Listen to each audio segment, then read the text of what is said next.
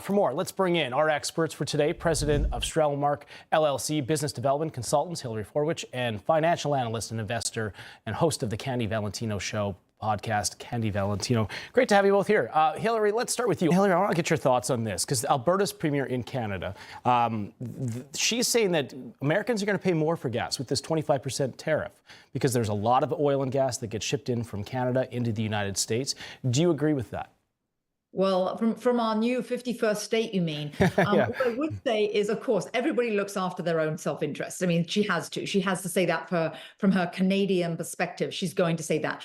Remember that anybody who's read The Art of the Deal, I urge everybody to read it. It's Trump's book from many, many years ago. I think it was back in the 1980s. But he is a great negotiator. A lot of this is negotiation tactics. Already, the Canadians have said that they're going to tighten the border so that we have fewer terrorists and all these illegals coming in. So she's got to say that for her country. No, I don't think it's going to affect it adversely. In fact, actually, then we'll just turn somewhere else. And Candy made a brilliant point there with regard to who we're trading with and who we're getting oil with. We're actually getting oil not only from the countries she mentioned, but also like dirty countries, dirty oil like Venezuela. Why on earth are we going to these countries? And as most people know, the war in the Ukraine, Putin actually funded that because of the price of oil went up so much, he was able to take those revenues. So I think, no, it's going to be good for the economy. It won't do what she said up in Canada. I think it will be good for the economy and actually good for the world, and it will help bring peace and prosperity. Yeah, and you're true with that because Canada's economy right now is not really recovering all that well. And Trudeau, he's facing all kinds of criticism right now for how he's leading that country. Very good point. Let's take a look with this recent poll here from the Associated Press.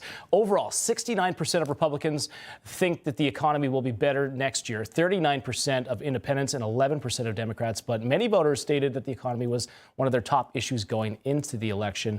Candy, do you think President-elect Trump is going to keep that momentum going with the economy when he takes office in January? Because we do know this is such an important issue for the people that voted.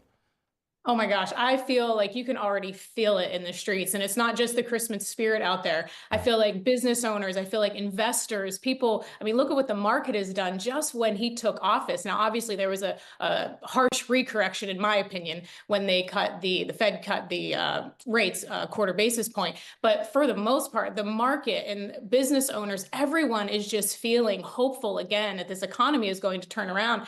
And for that poll specifically, when you look at people that say that they don't think it's going to get better. Again, let's take opinions out of it and delusion out of it. Let's just look at the track record. What actually happened from 2016 to 2020 and what has happened in the last 4 years. Anyone that just looks at it and takes the actual person out of it, whether you like President Trump or not, and you just look at the track record of did we have more money in our pockets from 2016 to 2020 or have we over the last 4 years? And I think that will say everything. 100%. We're already seeing the domino effect of this, and Trump isn't even in office yet.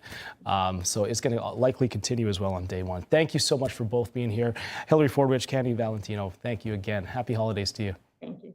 Pleasure. You too, John. Bye, Candy. Thank you. Bye-bye. Up next, some